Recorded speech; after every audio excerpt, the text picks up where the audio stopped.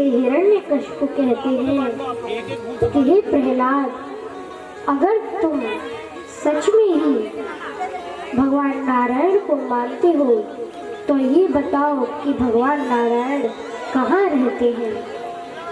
प्रहलाद कहते हैं कि पिताजी, मेरे नारायण तो कण कण में निवास करते हैं, हर जगह रहते हैं।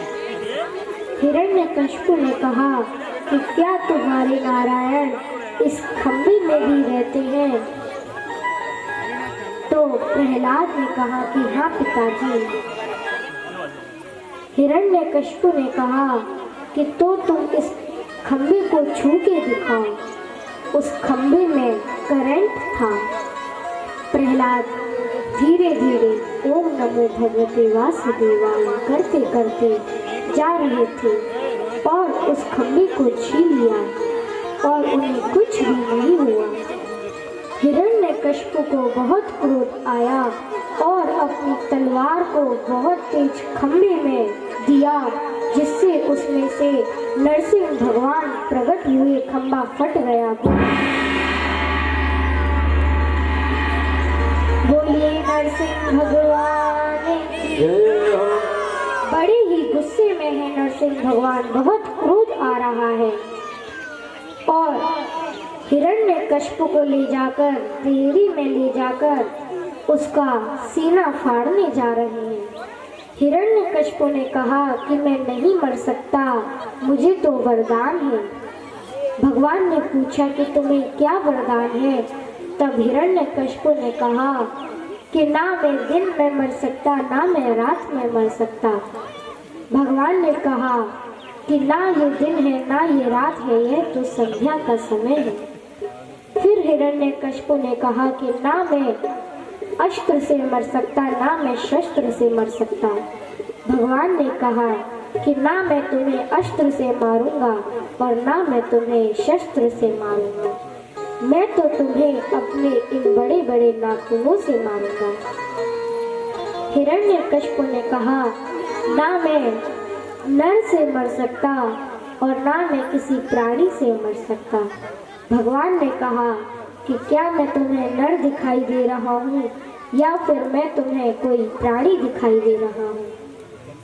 मैं तो नर भी हूँ और सिंह भी हूँ, नर नहीं भी हूँ और सिंह भी नहीं हूँ।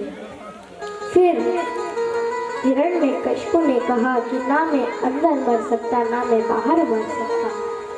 भगवान ने कहा कि तुम्हें तो मैं देहरी पे मारूंगा, ना अंदर मारूंगा और ना बाहर मारूंगा।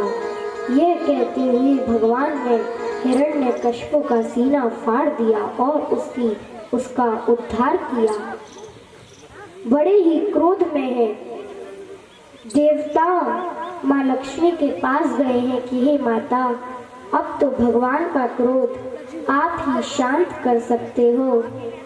माता लक्ष्मी भगवान का क्रोध शांत करने गई हैं, वह भी नहीं कर पाई। फिर नारद जी ने प्रहलाद को भेजा कि पुत्र, भगवान का क्रोध अब तो तुम ही शांत कर सकते हो। प्रहलाद ओम नमो भगवते वासुदेवाय करते करते भगवान के पास गए और भगवान ने प्रहलाद को गोद में बिठा लिया और उनका क्रोध शांत हुआ। तो भगवान तो केवल भगत के वश में ही होते हैं। आज की कथा यहीं पर विश्राम होगी।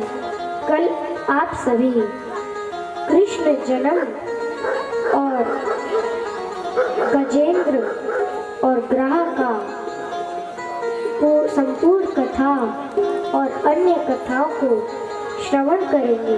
राम कथा, राम जन्म श्रवण करेंगे। अब एक दो भजन होंगे जिसमें सभी खड़े हो जाएंगे और उसके बाद आरती होगी। ये भजन धूम मचाने वाले, नाचने झूमने वाले होंगे। सभी को नृत्य करना है और तालियों के साथ सभी खड़े